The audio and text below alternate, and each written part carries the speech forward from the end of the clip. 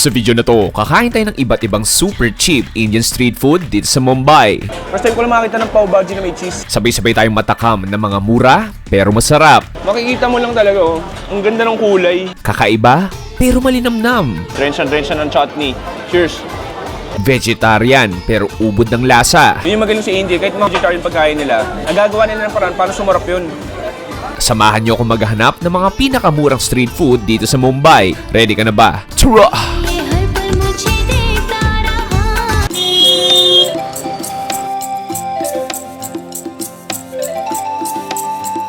Ang Mumbai ay ang City of Dreams ng India, meaning sentro ito ng pag-asa. Kung ang Manila ay ang destinasyon ng mga taga-probinsya para sa trabaho, dito naman sa India, ang counterpart niyan ay ang Mumbai. Ang daily minimum wage for unskilled workers dito ay 393 rupees or sa Philippine pesos, 245 pesos lang. At sa isang buwan, roughly 2,600 pesos lang ang kinikita nila kada buwan.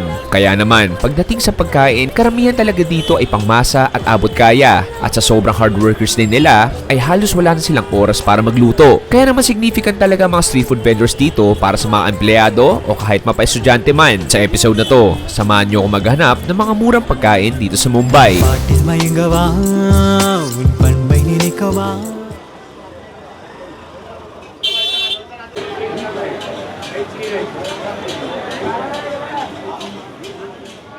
Okay, pare, isang magandang umaga dito sa Mumbai, India. Paps, ang mission ko sa episode na to is kumain ng 10 na super cheap street food dito sa India. Alam mo, kilalang India para sa kanilang iba't ibang murang street food. As in, siguro 20 pesos, 30 pesos o 50 pesos, busog na busog ka na dito sa India. Pero ang challenge dito, sa dinami-dami ng Indian street food dito, makakahanap kaya tayo ng mura pero sulit at masarap na Indian food. Anyway, Paps, huwag tayo paligoy-ligoy pa. Maghanap tayo ng unang super cheap street food dito sa India. O specifically, dito sa Mumbai. Kaya binitay natin. Tara! Okay, Paps, unang super cheap street food natin. Meron tayo ditong chai masala. Chai masala. So makita mo dito yung iba't ibang spices pinaglalagay na dito sa ating chai. Ito yung version na ng milk tea.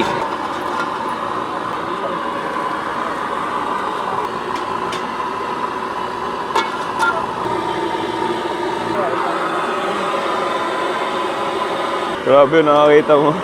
Chai! Chai. Oh, nice! Kasi isang buong thermos, yung chai niya. What? Hot chai. For the whole day. Chai for the whole day. Okay, unang super cheap food natin dito sa Mumbai. Meron tayo ditong chai masala, Pops.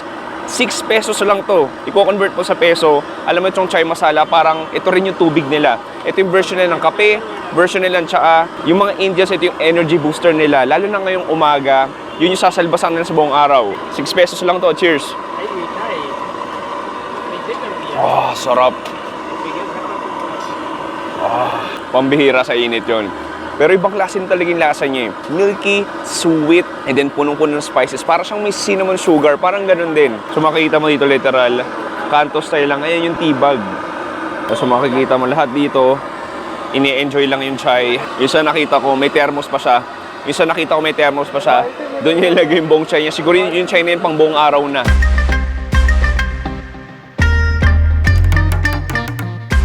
So what's that? Can you tell me something? What's this? Poha. Wow, so it's like rice.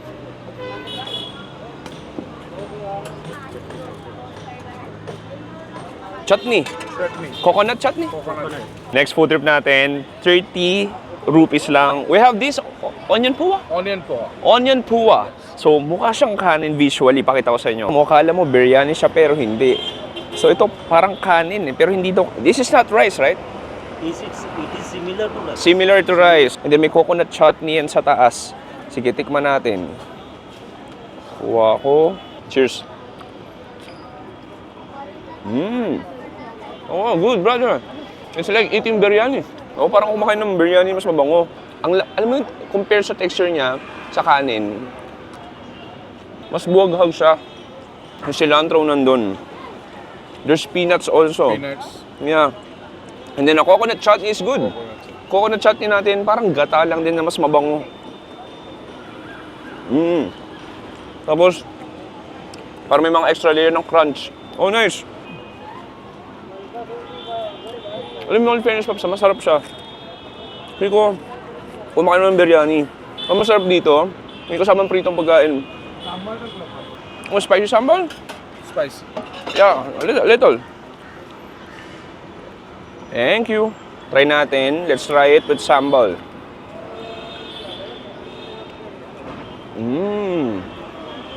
Ooh. Yung sambal niya parang siyang may beefy taste. Pero definitely, syempre walang beef to kasi Hindu sila. Thank you, brother. Super good. Okay, next natin, meron tayo dito. Boom! Pani Puri! Golgappa! So, meron chickpeas dito. Uy, ang dami cilantros ah. Ang dami cilantros na sa kanya. And then, binubutasan niya na. Nilagyan ng... Yeah. Boom, nilagay niya na. Oh, kakaiba to ah. Ito yung ating dip. Uy, malinis. Malinis pare. Nice. Yun na yun. So, isa pa.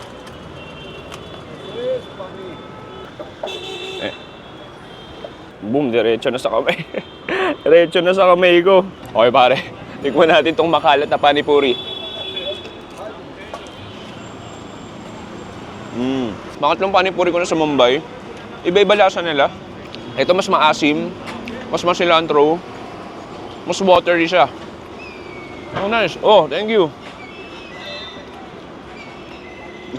Ang problema dito sa panipuri, tuloy-tuloy yung bigay sa'yo eh. Nag-iingat ako.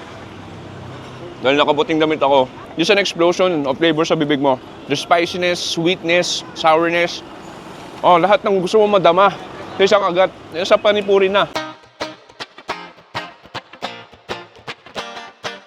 सुनो ए बलिए दिल की सदा तेरे लिए मैं कब से रेडी खड़ा एक बार तो पलट कर दे. Okay, so nandito na tayo sa area na tinatawag na Khawgali dito sa Churchgate. Yung Churchgate, lugar yun dito sa Mumbai. Yung Khawgali, it literally means food street. So dito kaliwat kanan may mga Indian street food stalls. Malapit lang dito sa eskwelahan tsaka mga office. Kaya naman lunch break ngayon, sobrang daming tao. Sobrang dami nagla-lunch, sobrang dami kumakain ng authentic Indian street food. Pero ang challenge ko dito sa dami ng food stalls dito, alin kaya dito yung mura pero masarap. Anyway, Paps, nakakatatlo pa lang tayo. Meron pa akong 7 na kailangan kainin dito sa Churchgate. Anyway, tara! Okay, nahanap ko dito isang restaurant. Restaurant ba to? O food stall na nagbibenta ng iba't ibang Indian street food. So may nakita ko yung pav bhaji, iba't ibang rice meat. So yun, may picture pala sa likod. Sobrang dami, hindi ko alam anong pipiliin. 120 rupees. Okay, 1 cheese pav and 1 Amul pulab.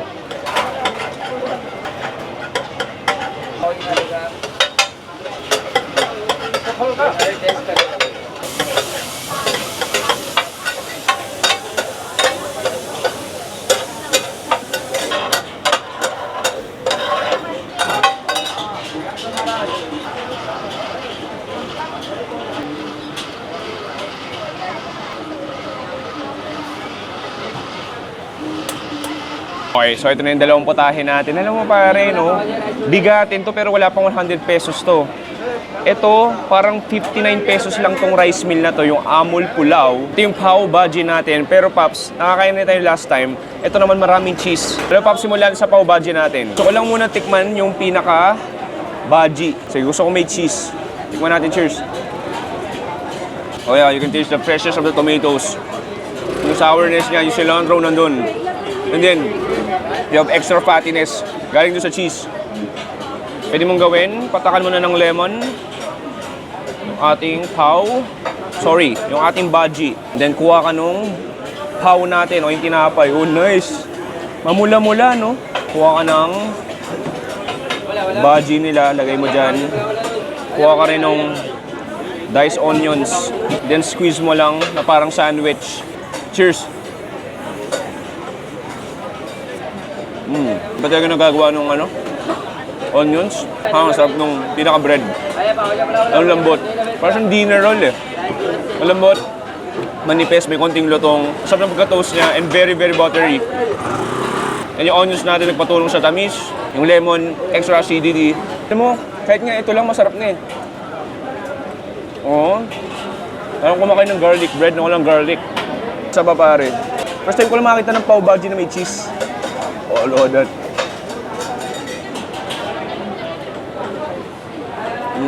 Okay. Next natin ito yung amul, pulaw. Or para siyang fried rice eh. Ganun yung dating niya.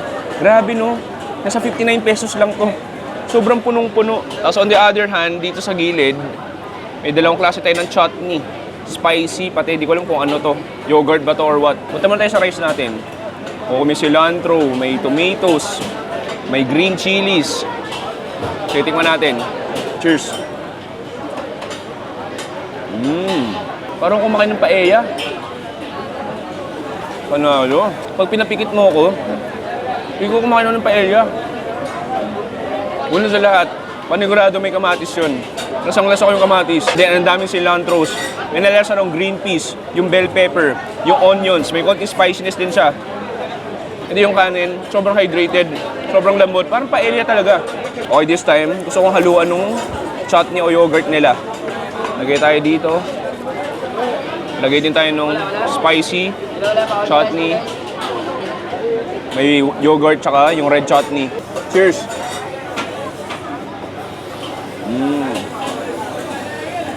Ano? Ito sobrang na-enjoy ko. Ang sarap niya.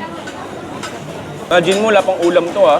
Tapos pansin mo, halos ang kanain natin, vegetarian, walang karne. Yun yung magaling sa India, kahit mga non-vegetarian pagkain nila, nagagawa nila ng paraan paano sumarap yun. Hi!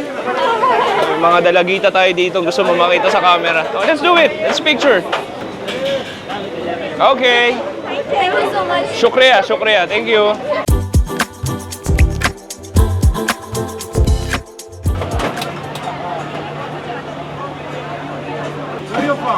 Philippines. So ito yung vegetable sandwich natin. Lagyan ng cucumber, ng parang mint chutney. This one, potato, I believe. Yeah, potato. And then, oh, fresh. Oh, what's that? Onions? Red onions. Salt. Tomatoes. Fresh tomatoes. Only in India. As you can see, a sandwich made from 100% vegetables. Kanina onions ba? Ito onions na naman. Yeah. Oh, capsicum or pepper. Salt again or Ajinomoto. Oh, ilalagay niya ng cheese. And then boom. And it goes to the hot toaster. Bang. Okay, next. Order rin ako ng chocolate sandwich. Butter. Kumuha siya ng butter. Oh, Nutella. Chocolate. Yeah, Nutella. Boss social. Naka-Nutella kami dito. Nutella goes in. Thank you so much. Eat here. Bang. All right. Another layer of mayonnaise. What the? Oh. Cheese again. Wow.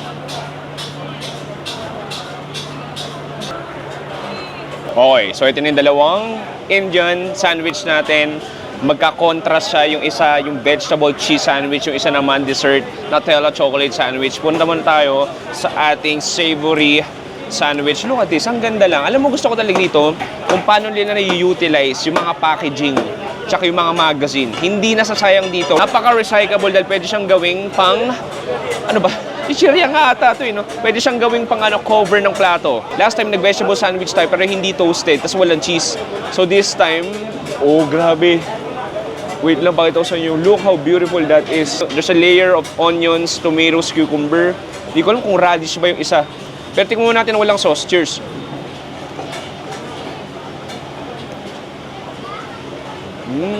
Galing. Alam mo, di naman pa-strip ko to kaysa sa last time. Mas malaki siya. Tsaka, less yung alat niya. Na-expect ko sobrang maalat siya, pero hindi. May konting hint ng chili powder. Yung cheese sobrang creamy na. Sobrang laking tulong ng cheese yung nagpapalasa. And then the juicy tomatoes nandun, the cucumber. And you have the smoky, crispy toasted na pinakatinapay. This time, idip natin sa chutney. Mint chutney, just siguro ketchup ata yung hot sauce.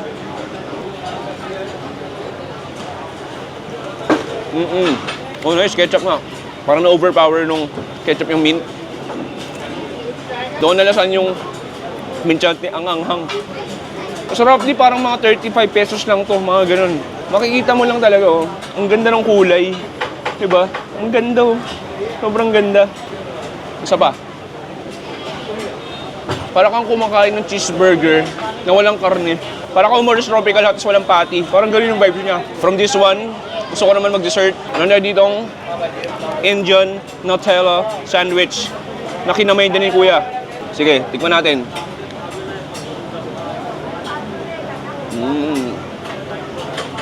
Oh, sarap. Of course.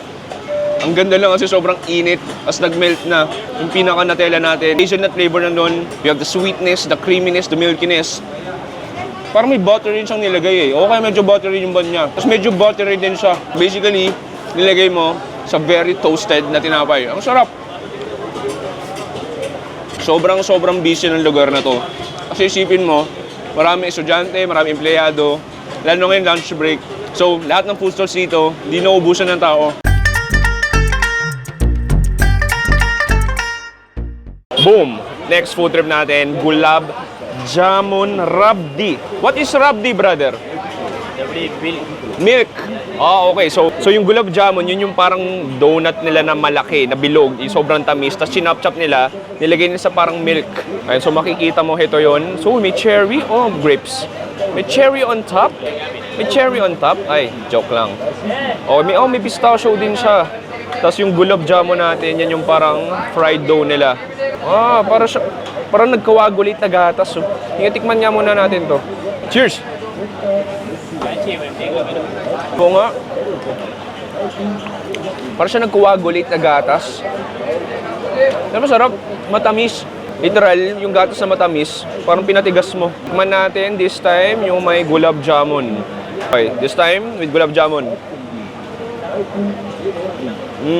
Palate cleanser siya. O this time nalasahan ko yung pistachio. Actually, overly sweet yan eh. Medyo nakaka-overwhelm. Pero pag nilagay mo dito sa gatas, medyo nabawasan. Okay. Ang dami ko kinain na manghang na spice ngayon. Dito parang nag-zero yung panlasa ng bibig ko. Dessert lang yun. Hanap tayo next food trip. Okay, next food trip natin, pasensya na ang pangat ng lighting natin. Maliwanag dito, madilim dito, pero wala na akong choice. Dahil ang sikip-sikip dito sa India. So meron tayo ditong momos na pinalibutan ng artificial cheese sauce. Tikman mo natin as is.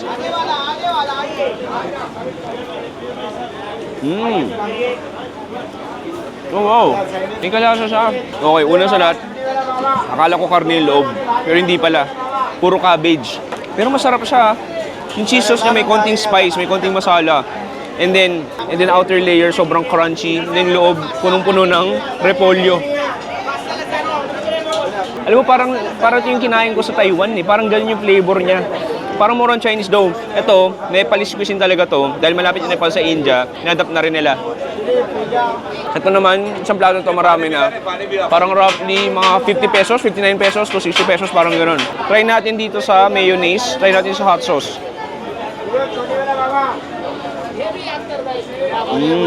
Parang kumakain ng shawarma. Parang gano'n yung vibes. Panalo. Sabi ko nakita nyo lang yung pawis ko. Okay talaga maarte dito sa Mumbai. Tatagaktak yung pawis mo. Ayan o. Kung nakita nyo sobrang silky, smooth na ng aking balat. Punong-puno na pawis. Pero to Pops, masarap siya.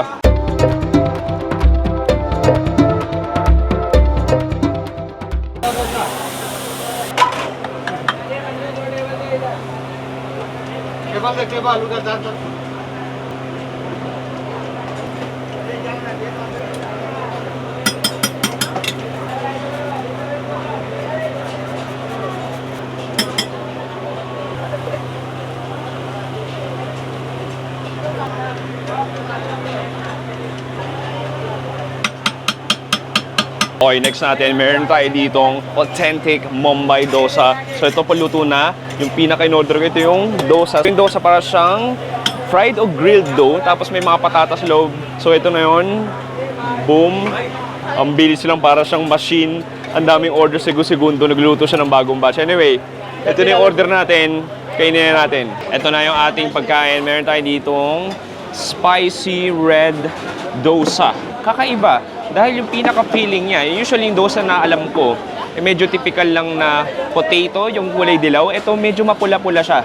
And so pansin mo, ang bigat, ang init din. Makikita mo mapula-pula siya. Di ko alam kung tomatoes ba yan o chili nagpapapula yan. Pero tikman natin.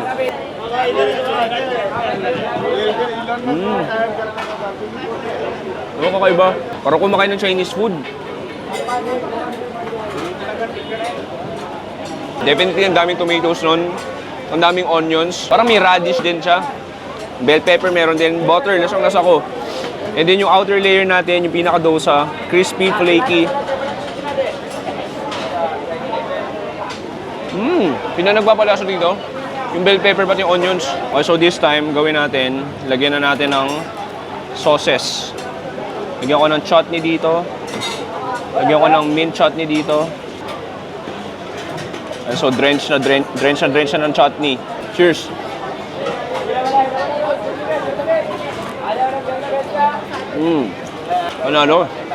Panalo yung chutney. Gives extra bango, extra flavor. So din yung quality ng dosa. Parang siyang manipis na pancake na malutong. Yun lang talaga maganda sa India, no? Paano nila gagawa yung mga gulay? Napapasarap nilang ganun. Sarap! Sarap ha? Yun na-expect ganun siya kasarap.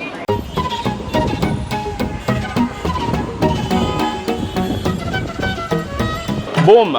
Pare, dito nagtatapos ang ating super cheap street food tour dito sa Mumbai, India, Paps. Ibang klase. Alam mo, panigurado, tatanungin nyo, Paps, magkano inabot mo? Ang inabot natin ay 700 something rupees sa pesos, 460 pesos lang lahat yun.